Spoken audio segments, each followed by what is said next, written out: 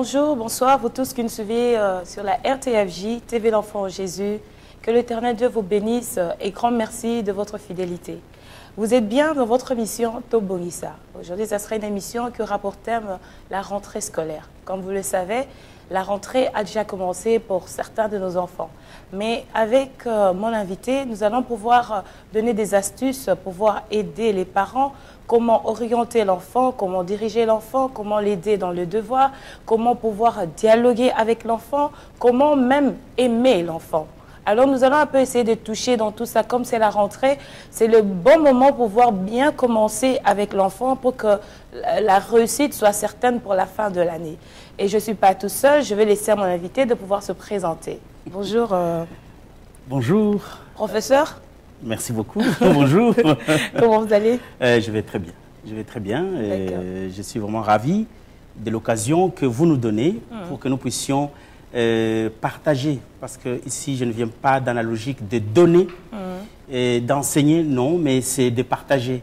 Nous allons essayer de susciter certains problèmes qui touchent donc l'apprentissage de nos enfants et voir comment nous pouvons les aider donc à réussir. Comme tu viens de le dire tout à l'heure, réussir, ça se prépare dès les débuts de l'année. D'accord. Mais tout d'abord, si c'est possible de pouvoir vous présenter pour chez nos téléspectateurs, enfin qu'ils sachent.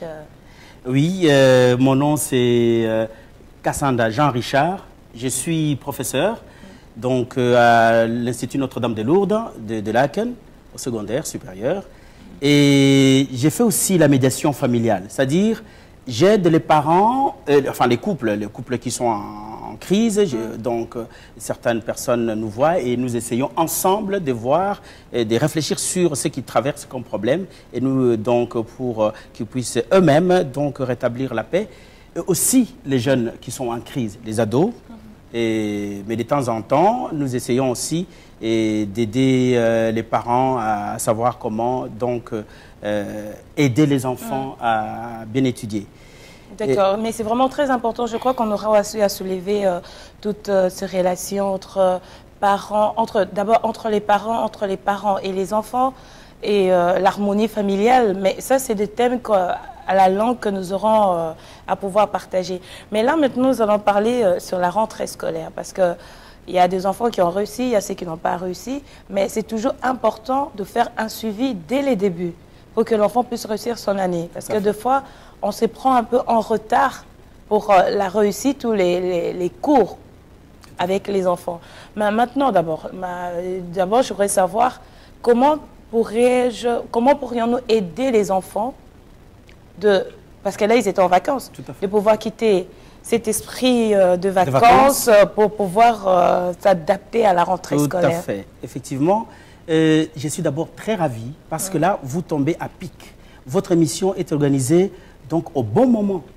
Parce que souvent, les parents s'y prennent tard, ils attendent la fin de l'année pour faire pression sur les enfants et afin qu'ils puissent réussir leur année. Mais comme tu viens de le dire, la réussite se prépare dès le début de l'année. Et là, l'émission arrive vraiment au bon moment. Et je suis chrétien. Et je sais que c'est dans notre devoir des chrétiens, par la mission que nous avons reçue de Jésus, parce que Jésus, il va s'adresser à Pierre en lui disant « Simon Pierre, m'aimes-tu » Et Simon lui dit « Tu sais que je t'aime ». Alors Jésus lui dit « Paix, mes agneaux, agneaux ». Il les dit 2 fois. On peut relire ce verset-là. Il dit « les agneaux ». C'est la 3e fois qu'il va dire « Paix, mes brebis ». Donc, Jésus donne priorité aux plus petits, aux plus faibles, à ceux qui sont dans le besoin. Effectivement, les enfants nous devons d'abord, pour ce faire, considérer nos enfants comme étant des êtres humains à part entière. Mon enfant n'est pas moi, moi je ne suis pas mon enfant. Donc, je dois les considérer comme un être humain à part entière qui a sa personnalité, qui doit devenir ce qu'il est et pas ce que moi je veux qu'il devienne. Alors, ça, c'est la première chose donc, à savoir. Deuxièmement, avant d'arriver à répondre à la question, deuxièmement, les enfants sont des êtres humains qui sont en processus d'apprentissage. C'est-à-dire quoi? C'est-à-dire, les enfants ne connaissent pas tout. C'est vrai que beaucoup de parents aimeraient bien que leurs enfants, tout de suite, soient polis, et, donc tiennent compte de sécurité, tout ce qu'il faut, comme les adultes, que leurs enfants marchent ou bien se développent comme il se doit. Mais on oublie que ces enfants, ils viennent d'arriver au monde. Ils ont besoin d'apprendre. Ils ont besoin du temps et de nous. Et autre chose, c'est l'éducation demande, par ces faits-là, la compréhension. C'est-à-dire, mon enfant s'est trompé, c'est pas grave. Évitons donc des pressions. Tu viens de me poser la question de savoir, mais qu'est-ce qu'il faut faire pour aider les enfants à couper, ou en d'autres termes, résilier avec l'ambiance des vacances et se remettre dans l'ambiance d'apprentissage. La réussite, ce n'est pas un fait de hasard. Réussir dans la vie, ce n'est pas un fait de hasard. Souvent, ça dépend de certains facteurs. Mais notamment, il y a un facteur qui est très important, c'est l'organisation. Savoir s'organiser. 80% des réussites scolaires dépendent de l'organisation, du temps. Mais quand vous parlez de l'organisation, c'est l'organisation de parents ou bien l'organisation familiale? Donc ça veut dire que le parent apprend aussi à l'enfant déjà de pouvoir s'organiser pour la rentrée scolaire. Tout à fait. Parce que souvent, c'est les parents qui essayent de tout faire et l'enfant n'est que là pour pouvoir, pour suivre un peu les directives, mais il ne suit pas les directives à 100%, peut-être à 10% qu'il suit les directives. Mais si on lui donnait cette part de responsabilité, peut-être il y a certaines choses qu'il pourrait faire. Tout à fait. Là, tu touches l'enfant, je venais de le dire, l'enfant est un être apprenant. Mais il apprend avec nous. L'enfant nous observe. Et il garde plus ce que nous sommes que ce que nous disons. Vous voyez, l'enfant garde toujours ce que nous sommes. C'est pour cela que cette organisation dépend du rythme que les parents vont donner à la vie familiale. Par exemple, mon enfant va à l'école et commence l'école à 8h40. Je le réveille à quelle heure? Et à quelle heure il doit manger? Je sais très bien que mon enfant doit manger. Parce que ça, c'est aussi quelque chose que beaucoup de parents oublient. Beaucoup de parents, la plupart des fois, certains parents restent dans leur lit. Et comme à la maison, il y a des grands enfants, on demande aux grands enfants de s'occuper des petits, tout ça. Occupez-vous, mangez. Mais déjà, si l'enfant n'a pas bien mangé, organisez le repas matinal. Si l'enfant n'a pas bien mangé, déjà la nuit, l'enfant s'est réveillé, il est épuisé. Et s'il ne recharge pas ses batteries, donc toute la journée, il sera débranché. Il n'aura pas assez de concentration pour suivre ce que les professeurs vont donc lui donner. Donc très important que l'enfant puisse se manger. Très important. Et ce repas, c'est recommandé que ça se fasse en famille. Okay. La plupart des fois que nous essayons de manger en famille. Mais je suis souvent surpris. Souvent, on croit que peut-être dans nos familles africaines que les enfants, les parents ne mangent pas avec leurs enfants. Mais non, ça, c'est des fausses idées. Mais il y a aussi dans les familles donc, des Européens, il y a des familles qui ne mangent pas, qui ne passent pas assez de temps avec leurs enfants, qui ne mangent pas ensemble avec leurs enfants. Mais c'est plus fréquent, bien sûr, chez nous. Donc, mais il est important de manger ensemble, de se réveiller, de veiller donc à ce que les enfants mangent le matin. Ça semble être pas important, et pourtant c'est le départ de tout. Manger le matin, c'est-à-dire pas un repas très lourd, prendre donc du pain avec tout ce qu'il faut, et puis un verre de jus. Il faut du jus le matin. Et laisser l'enfant partir. Ça, c'est donc...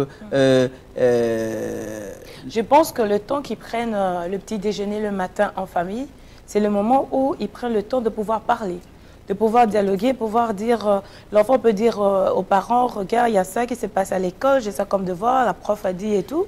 Et comme aussi les parents peuvent aussi avoir une idée de ce qui se passe à l'école et des problèmes que l'enfant aussi à l'école. Tout à fait. Ouais. Et je vais, par un exemple, essayer d'illustrer ça. Il y a 2 jours, l'un de mes enfants revient de l'école sans son cartable. Et parce qu'ils étaient au sport, en revenant, il y a les parents d'un enfant qui a pris le cartable de mon fils. Et puis, quand moi je suis allé reprendre mon fils, il était je l'ai vu abattu. Il n'a pas bien mangé le soir. C'est-à-dire, pendant toute la nuit, c'est quelqu'un qui ne parle pas beaucoup. Et pendant toute la nuit, il n'a fait que réfléchir. Alors, il s'est réveillé le matin, c'est à table qui va nous dire ça. Papa, c'est elle qui a pris mon cartable. Vous voyez ça? Donc, moi, je crois que manger ensemble, c'est déjà aussi un signe d'amour pour un enfant. Les enfants, ils ont d'autres repères pour l'amour. Nous n'avons pas les mêmes repères. Le fait de manger ensemble avec son fils, avec sa fille, avec ses enfants, pour eux, bien voir leur papa et leur maman ensemble à table en train de manger, pour les enfants, c'est rassurant, c'est sécurisant déjà. Il va à l'école tout en sachant que ces deux-là, ils s'adorent. Donc, là où il va, il est en sécurité. Donc, les repas, ça donne l'air d'être vraiment anodin, mais pourtant pour les enfants, ça a une très grande place dans leur développement affectif, mais aussi intellectuel. Amen, amen, amen. Alors, c'est vraiment très, très important de pouvoir manger en famille. Parce qu'en mangeant, moi j'ai toujours entendu, on a dit, c'est quand on est en train de manger qu'il y a beaucoup de secrets. Donc, ça veut dire que quand vous êtes en train de manger en famille, c'est le moment où l'enfant peut ou bien pourrait dire ce qui ne va pas. Pourrait dire, par exemple, les difficultés qu'il a à l'école. Des fois, il y a même des harcèlements à l'école, entre élèves. Mais si vous ne mangez pas ensemble, vous ne pouvez pas savoir le problème que l'enfant a. Vous pouvez vous dire demain pourquoi il est violent, pourquoi il est impoli, pourquoi il est insolent. Mais il y a un problème. Mais le problème, il ne sait pas comment le dire. Donc, c'est vraiment très, très important de pouvoir manger en famille. Vous pouvez vous organiser. Ce n'est pas obligé de le faire le matin. Vous pouvez le faire le soir. Mais avoir ne fût-ce qu'une fois par semaine, une fois par jour, de pouvoir manger avec les enfants. Vous pouvez vous dire, bon, nous deux, en tant que parents, nous travaillons. Essayez de vous organiser. Au moins un de deux puisse manger avec les enfants. Parce qu'en mangeant ensemble, les enfants, ils se sentent en sécurité. Ils peuvent facilement se confier. Professeur, je veux aussi en même temps profiter pour demander aussi comment aider les enfants à pouvoir réussir leur année scolaire. Très bien. Et je parlais de l'organisation. Déjà, nous avons parlé des repas, mais il y a aussi des préparations des cours. Ça, c'est-à-dire, là, ça commence quand l'enfant revient de l'école. Il est important de lui poser la question: comment a été ta journée? Qu'est-ce que tu as fait aujourd'hui? Vous voyez, les enfants qui étaient déjà habitués avec les vacances, et quand ils reviennent, ces petites questions: qu'est-ce que tu as fait aujourd'hui? Qu'est-ce que tu as appris? Ce sont des questions qui ramènent les enfants à l'école. Donc, poser des questions, préparer les cours avec les enfants. Et quand l'enfant a fait ses devoirs, essayer de consulter son emploi du temps pour demain. Donc, préparer tous ses cours pour demain. Regarder son horaire et lui dire, parce qu'il faut toujours les laisser, parce qu'il faut aider l'enfant à devenir autonome. Toi, tu peux donc avoir l'emploi du temps donc en main et lui demander d'aller chercher. Il y a tel livre, bon, il y a tel cours, il va chercher ses cours et mettre dans son... Vous préparez les cartables de l'enfant ensemble avec lui. C'est très important. Et ça, ce sont des choses qui rassurent. L'enfant prend conscience que ses parents s'intéressent à ce qu'il fait. Et puis, l'enfant qui voit que ses parents s'intéressent à ce qu'il fait, il se sent aimé. Vous voyez, nous avons vraiment des repères d'amour très différents, adultes et enfants. L'enfant, c'est dans ce que je fais. Et comment mes parents, ce que je vois dans les yeux, dans les regards de mes parents. Mais le fait de faire les devoirs avec l'enfant, de préparer ses cours avec lui, pour un enfant, c'est déjà très important. Là, nous sommes le soir, pour demain. Et un autre facteur, c'est le dodo. Dormir. C'est très important. Les enfants, si on suit très bien les conseils de certains scientifiques, ils doivent avoir au moins 9 heures de sommeil pour que demain, ils soient en forme et puissent suivre convenablement le cours. Mais effectivement, il arrive que dans beaucoup de familles, nos familles africaines, disons, qu'on se les dise quand même, ça arrive fréquemment. Bien sûr, on est là pour pouvoir aider. Tout à fait. Pour pouvoir s'aider, bien sûr. Alors, il arrive des fois qu'un tonton débarque à minuit. Il dit, bon, il vient sonner. Donc, ah, tonton, j'étais dans le parage, je me suis dit, bon, je ne peux pas passer sans vous voir. Et puis, c'est la causette qui commence jusque tard. Mais entre-temps, vous savez comment nous parlons?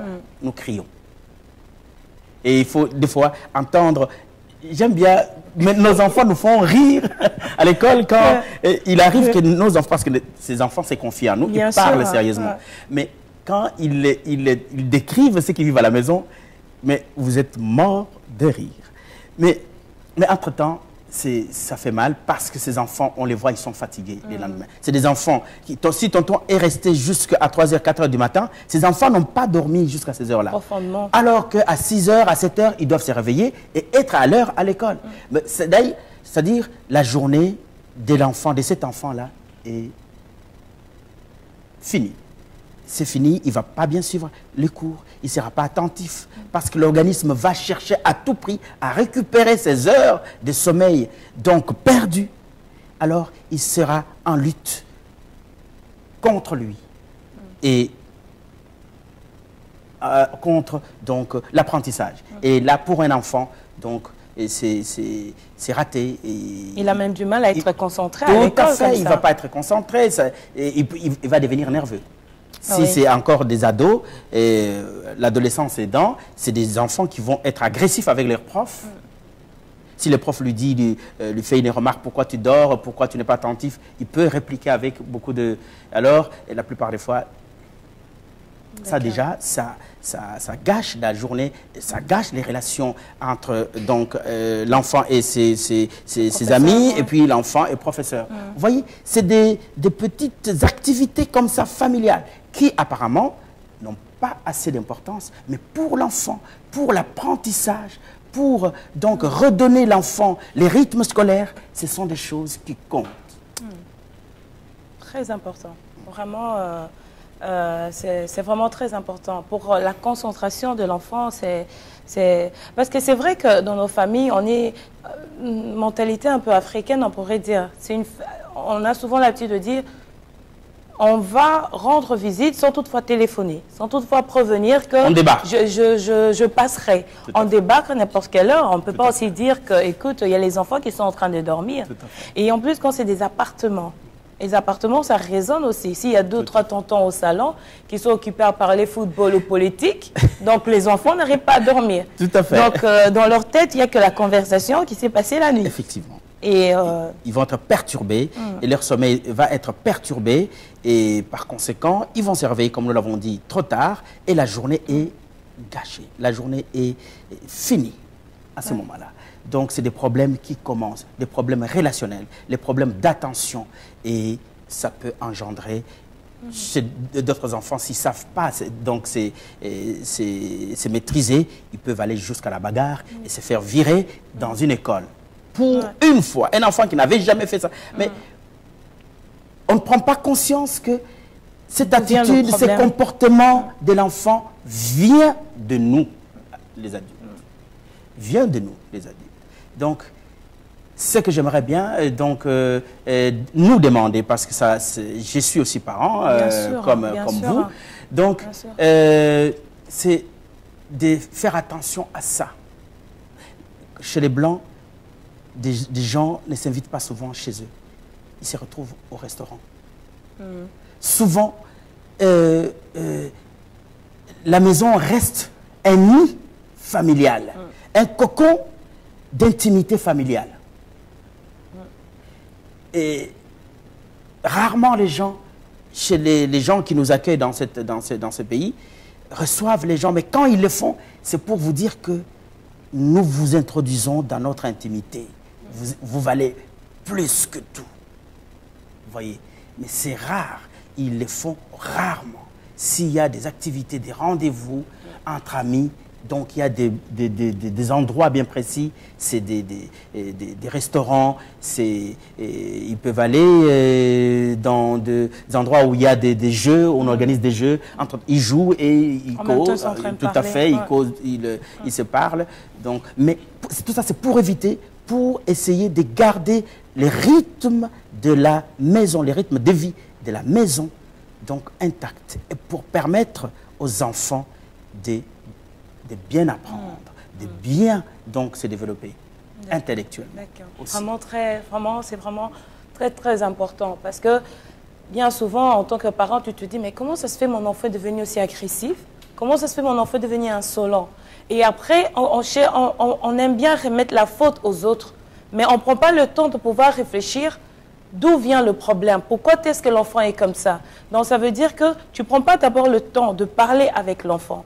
Tu ne prends pas le temps de déjeuner, de t'asseoir avec l'enfant, parler avec l'enfant. Et l'enfant ne dort pas assez bien. Et quand l'enfant devient agressif, on a plus facile à pouvoir accuser les autres, mais on ne se rend pas compte des erreurs qu'on est déjà en train de commettre pour que les enfants deviennent comme ça. L'émission que nous organisons aujourd'hui, c'est pouvoir nous aider pour la réussite de nos enfants. Parce que quand nos enfants réussissent, c'est une fierté. C'est vraiment une fierté. Bien souvent, on passe le temps à admirer l'enfant d'autrui. Non. Prends le temps de faire les tiens, de construire, d'aider ton enfant à construire. Je voulais ajouter un autre élément. Nous avons parlé des visites tardives, mais il y a aussi l'usage des technologies actuelles. C'est vrai qu'aujourd'hui, à 10 ans, on retrouve les téléphones perfectionnés chez les enfants de 10 ans. C'est-à-dire les téléphones qui leur permettent d'aller sur Internet, de causer avec leurs amis, tout ça. Mais effectivement, dans beaucoup de familles, beaucoup de parents n'ont pas de contrôle sur ces technologies ou bien les ordinateurs. Il y a des parents qui, peut-être pour avoir la paix à la maison, qu'est-ce qu'ils ont fait? Ils mettent la télévision dans la chambre de leur enfant. C'est-à-dire, les parents ne contrôlent plus rien. On ne contrôle plus rien. C'est l'enfant qui gère. Vous ne savez pas si c'est qu'il les regarde en chambre. Vous ne savez pas quand est-ce qu'il va arrêter de jouer sur son ordinateur ou bien sur son téléphone. J'ai un ami qui, lui, ça m'a beaucoup aidé aussi, qui me disait, avant de dormir, parce que lui, il a préparé un endroit là où tout le monde va déposer ses téléphones. Ça, c'est une bonne chose, ça. Donc, il n'y a pas de téléphone, personne, même pas les parents, ne vont pas avec leur téléphone en chambre. Tout le monde dépose. Il y a maintenant un des enfants qui va faire, qui va vérifier si tout le monde a déposé. Son portable. Tout à fait. Que ce soit papa. Si papa n'a pas encore déposé, c'est cet enfant-là qui va le chercher. C'est une façon, entre-temps, de responsabiliser nos enfants, de les aider à ne pas tomber dans cette tentation-là, d'utiliser les téléphones jusque tard. Mais chez d'autres enfants, j'ai l'impression que ça devient comme une maladie.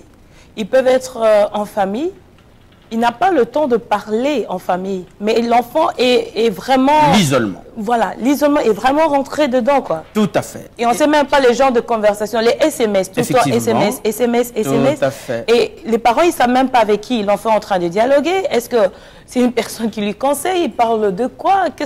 Parce que on ne devient que ce qu'on a l'habitude d'entendre. Tout à fait. Voilà. Donc, le temps que l'enfant passe avec X qu'on ne connaît pas, qui peut influencer l'éducation. Je peux aussi dire aux parents, parce que il y a des enfants au Japon, aux États-Unis, qui ont exagéré, qui sont restés longtemps sur leur ordinateur ou bien sur leur téléphone. Il y a certains enfants qui ont piqué les crises d'épilepsie. Qui ont fait ça. Donc, ce n'est pas anodin, ces trucs-là. C'est pas dire à son enfant, lui dire que maintenant, c'est fini, tu déposes ton téléphone là-bas, tu ne vas pas en chambre avec, ce n'est pas un signe de manque d'amour envers son enfant. Au contraire, vous savez, c'est pour l'enfant. Donc, plus tard, ils reconnaîtront. Les enfants reconnaissent toujours qu'il fallait qu'on nous mette des limites.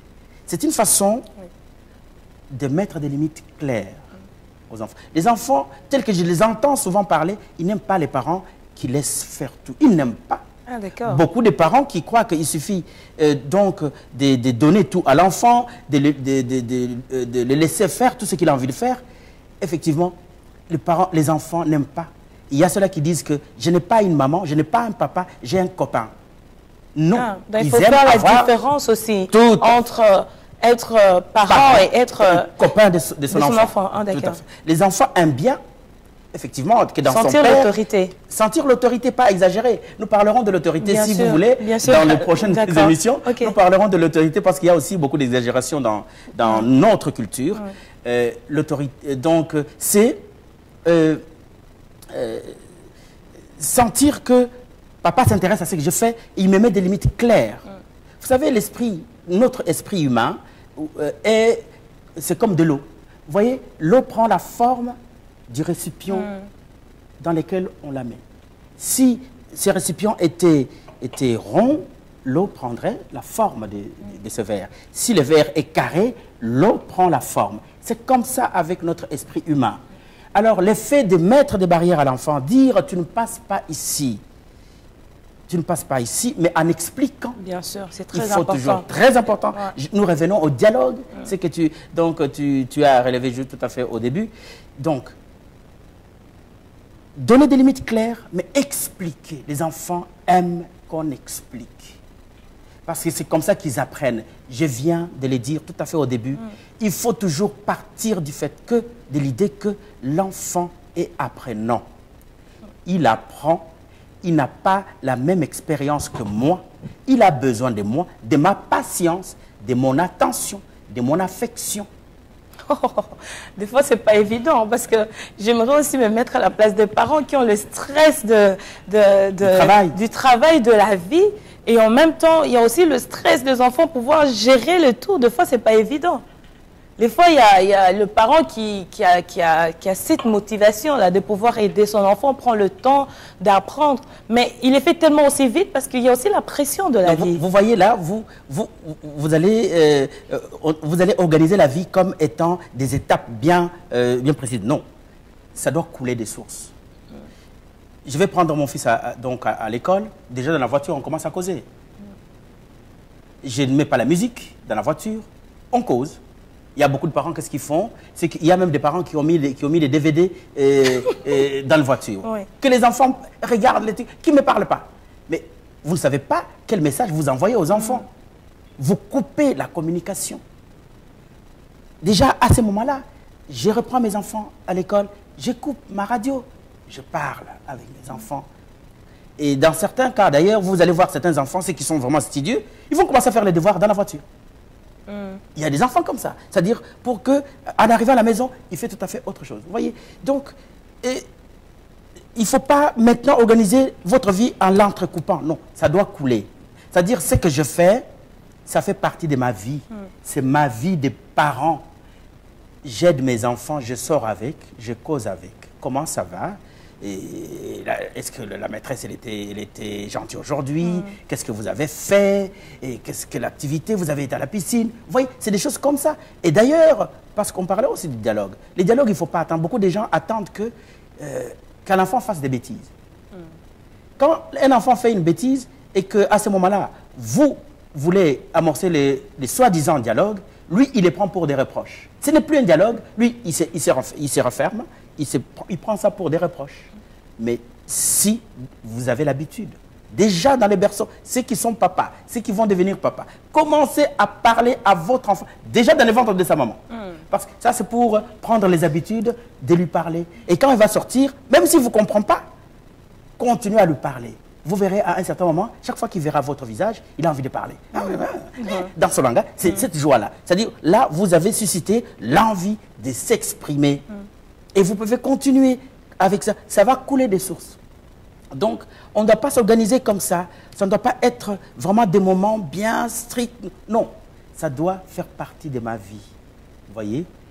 Ça doit faire partie de notre vie, de nos activités. Ça ne doit pas... parce que quand on les prend dans ce sens-là, ça devient des fardeaux. Comme tu bien venais sûr. de le dire. Ah oui. D'accord. Et en ce qui concerne... C'est vrai que la réussite des enfants touche tous les parents. Tous les parents aimeraient bien que leur enfant puisse réussir. Mais il y a aussi des parents qui n'ont pas eu l'occasion d'étudier, qui n'ont pas eu l'occasion d'aller à l'école, qui sont arrivés ici et qui se disent, avec la chance et l'opportunité qu'ils ont ici en Europe, ils aimeraient que les enfants puissent faire des grandes études. Mais maintenant, avec leur incapacité, que je pourrais dire peut-être, comment le parent peut-il aider son enfant? Parce que quand l'enfant commence à être en 5e primaire, 6e, en secondaire et tout, des fois le cours devient intense et difficile et que le parent ne sait pas suivre. Et comment est-ce que le parent doit faire pour pouvoir suivre l'enfant? Mais vous savez, j'aime cette société. J'aime cette société parce que c'est une société organisée. Organisée, dans le sens qu'ils ont prévu des activités, même déjà au niveau de l'école. Beaucoup d'écoles organisent, et bien sont organisées de façon à pallier déjà à ces problèmes-là. C'est-à-dire, aujourd'hui, ici à Bruxelles, il y a beaucoup d'écoles de devoirs. Ils aident suffisamment assez les enfants? Ils aident suffisamment. Aujourd'hui, il y a des étudiants à l'université qui sont aussi organisés pour aider les jeunes qui sont en difficulté. Et déjà au niveau de l'école, il y a des endroits précis. Ici, je veux parler des PMS. Donc, c'est des centres qui peuvent écouter et aider l'enfant à bien choisir ce qu'il a envie de faire. C'est-à-dire, ça, la société, je voulais dire, j'aime bien cette société parce que c'est organisé. Mais la plupart des fois, dans notre communauté, nous n'allons pas vers ces informations. Nous nous replions sur nous-mêmes. Vous voyez? Et je venais de le souligner d'ailleurs, avant qu'on commence l'émission, je lui disais, on n'a pas aussi beaucoup de compatriotes qui sont investis dans l'éducation. Ouais. Il y a plus d'intello en droit, en économie, tout ça. Mais nous devons nous organiser. Et sinon, nous risquons de reproduire la pauvreté que nous avons fouillée chez nous là. Si nos enfants ne sont pas bien suivis, si nous ne cherchons pas des informations là où elles sont, nous ne saurons pas aider nos enfants et par conséquent, ils peuvent échouer et reproduire la pauvreté que nous avons. Pour la plupart, nous n'avons pas aimé chez nous. Nous sommes venus, pour beaucoup dans cette société, pour profiter de l'organisation, des études et essayer de nous en sortir autrement. Donc, moi, ce que je recommande aux parents qui n'ont pas cette capacité-là de bien suivre leurs enfants, qu'ils ne paniquent pas, qu'ils aillent à l'école. Parce que ça aussi, c'est quelque chose. Les parents doivent rester en contact avec l'école que fréquentent leurs enfants. Beaucoup de parents viennent jeter les enfants à l'école. Ils viennent abandonner, c'est-à-dire, ils nous demandent même à nous, les professeurs, d'éduquer les enfants. Non, notre boulot, prof, ce n'est pas d'éduquer les enfants. Nous leur donnons des instructions, nous leur donnons des connaissances, nous leur donnons des compétences. Mais ils disent éduquer, ça, c'est la part des parents. Mais ils disent quand même que les professeurs à l'école passent plus de temps avec leurs enfants que eux. Pour leur donner des connaissances et les conduire à des compétences, c'est-à-dire des savoir-faire. Mais les savoir-être, ça, c'est les parents. Nous, c'est les savoir-faire. Nous travaillons plus dans ces cadres-là. Même si de temps en temps, on intervient parce qu'on est des parents, des fois, les enfants se confient à nous. On ne peut pas se fermer et donc à leur demande.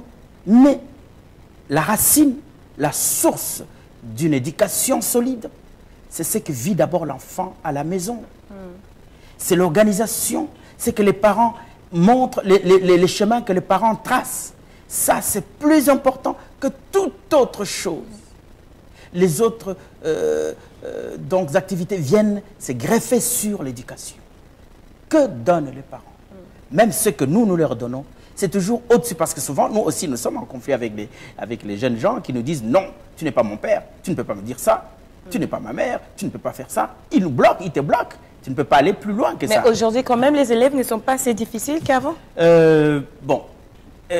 Parce que nous allons rentrer dans des conflits de génération parce que... Parce qu'avec ce qu'on voit à la télé, tout, on a l'impression que cette génération ici sont devenus un peu plus... Des fois, la télévision aussi va récolter des images qu'elle veut nous montrer pour amplifier certaines Mais vous, en tant que professeur, effectivement, vous êtes mieux placé pour pouvoir nous dire... Encadrer les enfants dépend aussi des personnalités.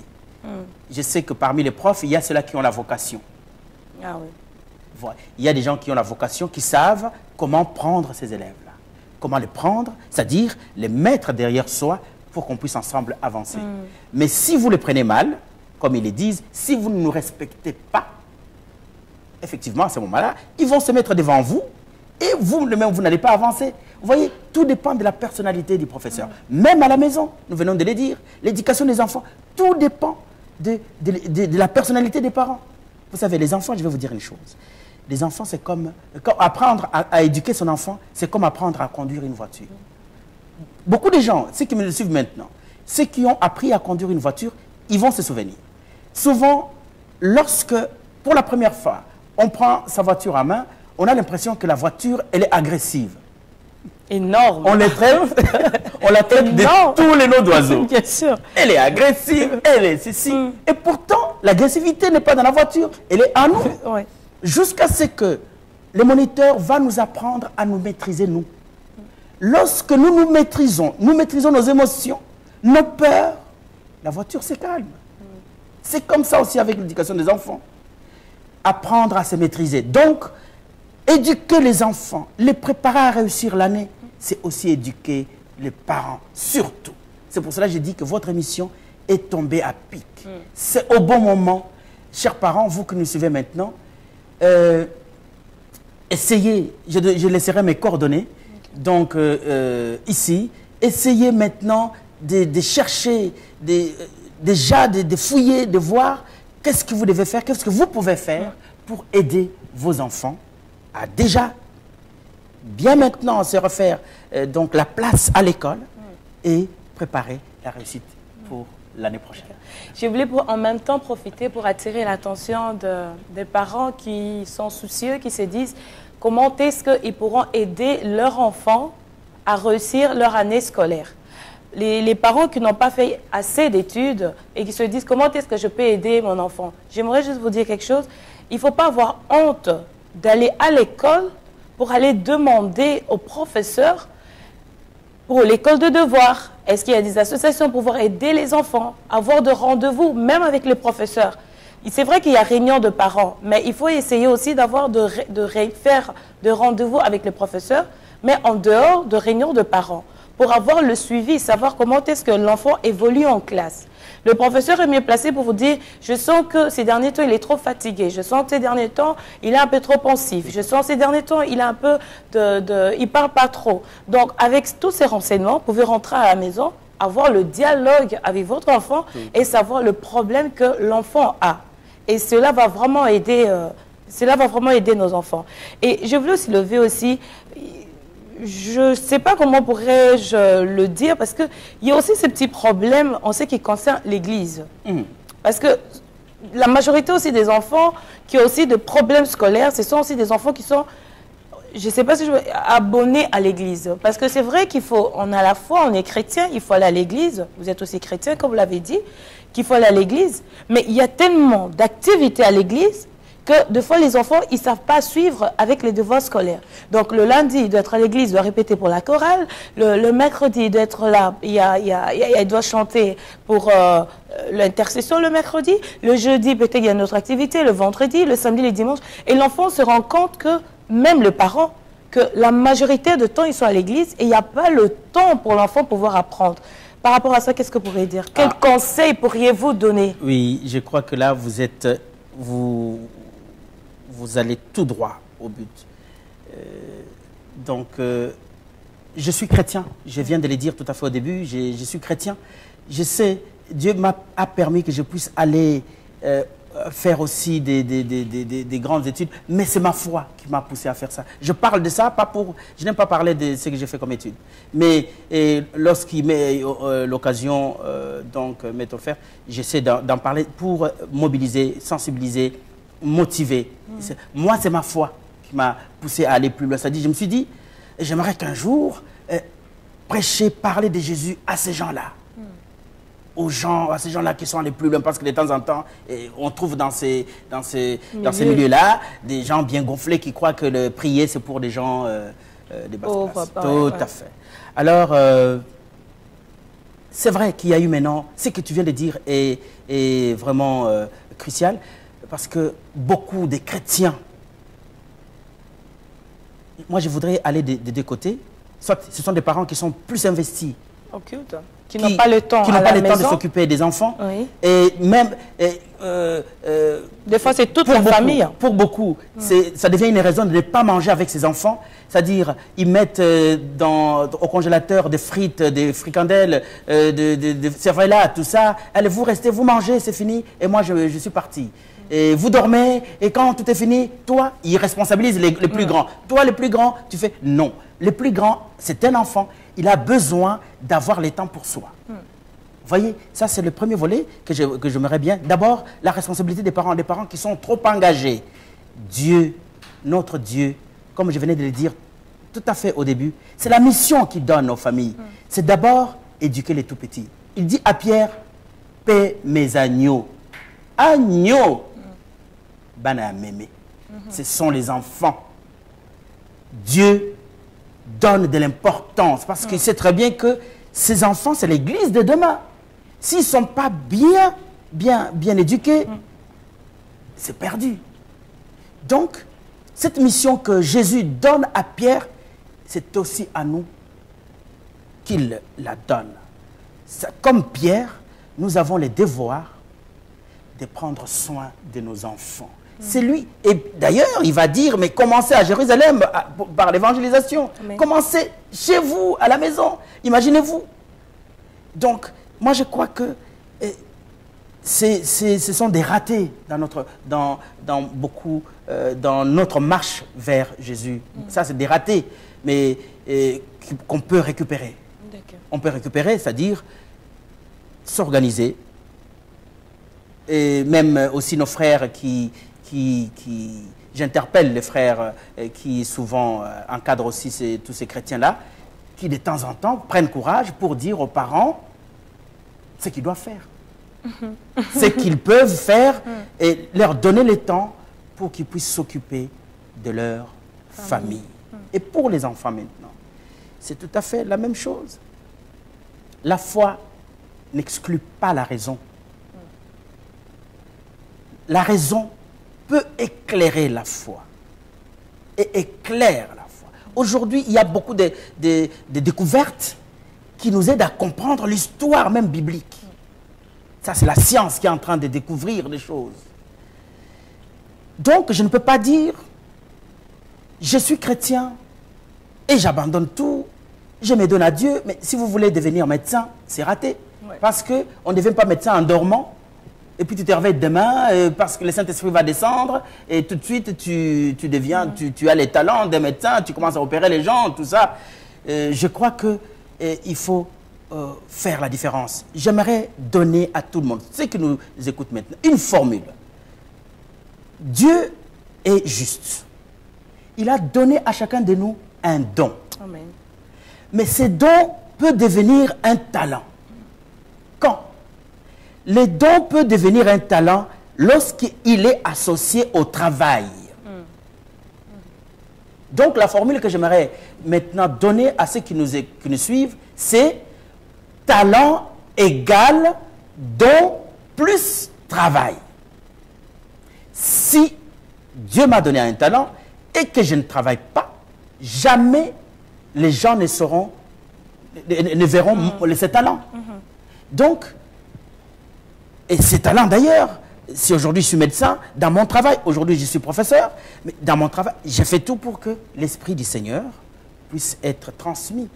Je ne me mets pas sur le toit de l'école pour prêcher Jésus. Non, ma façon d'être. Déjà. Ouais. Le fait que le Seigneur ait permis que je sois à cet endroit-là, par le rayonnement, il y a beaucoup qui peuvent se donner à lui. Vous voyez? Donc, chacun a son don. Et aidons nos enfants. Tout le monde n'est pas appelé à devenir pasteur, prophète, consort, mais aidons nos enfants à devenir, comme je le disais au début de l'émission, ce qu'ils sont. Ce sont des êtres humains à part entière. Nous devons les aider à se retrouver avec eux-mêmes et aller plus loin qu'ils peuvent. D'accord. Merci beaucoup, professeur, d'avoir répondu à cette invitation et pour tous les conseils que nous avez donnés, parce que je sais que cela va vraiment nous aider parce que, vous savez, c'est très important de recevoir les conseils. C'est vraiment très, très important parce que on est vraiment là pour pouvoir donner le meilleur de nous pour que notre société puisse aller de l'avant, pour que nos enfants se sentent bien dans le cocotte familial et que ça soit une fierté de voir que nos enfants vont de l'avant et qu'ils réussissent. Vraiment, je tiens vraiment à vous remercier abondamment de votre fidélité, de votre patience, de votre amour. Et ce n'est pas la dernière fois, nous ferons encore ce genre de mission parce que je sais qu'il y a beaucoup de demandes, il y a beaucoup d'écrits concernant cette émission. Même si vous avez des questions à poser, n'hésitez pas. Vous pouvez nous écrire sur notre mail qui va défiler. N'hésitez pas à poser tout genre de questions. Nous allons trouver des gens compétents qui pourront nous aider et qui seront là pour pouvoir répondre à toutes ces questions. Et je tiens vraiment à vous remercier de votre patience. Merci beaucoup. Que Dieu vous bénisse. Au revoir. Au revoir.